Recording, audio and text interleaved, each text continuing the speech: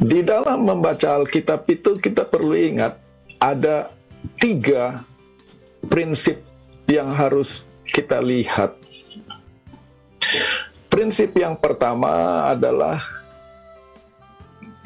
ketika membaca satu figur di Alkitab, kita melihat keteladanan orang itu. Artinya, pencapaian perbuatan baik, apa yang dilakukan orang itu, dan memberi inspirasi kepada kita untuk mengikuti teladannya. Itu prinsip yang pertama, prinsip keteladanan. Tetapi itu tidak cukup di dalam membaca Alkitab. Ada prinsip kedua yang juga harus sama pentingnya, yaitu prinsip pembelajaran.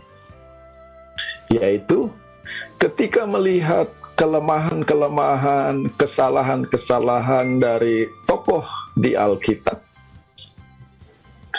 maka pertanyaannya bukan saya akan mengikuti, mencontoh teladan orang itu, tetapi pertanyaannya adalah pelajaran apa yang bisa saya petik dari kejatuhan, kesalahan, kelemahan orang ini supaya saya tidak mengulangi kesalahan yang sama.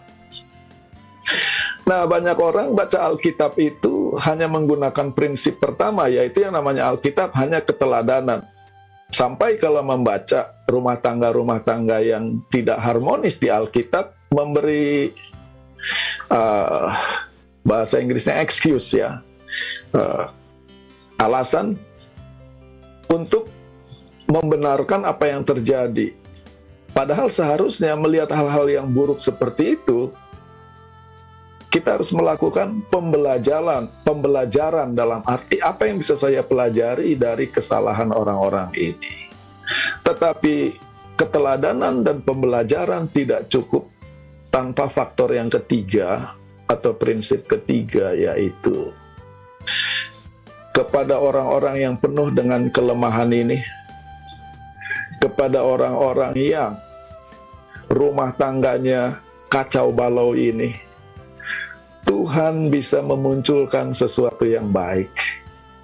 Tuhan bisa membalikkan keadaan dari arahnya yang tadinya akan menuju kepada kehancuran, bisa jadi berkat. Dan itulah pengharapan.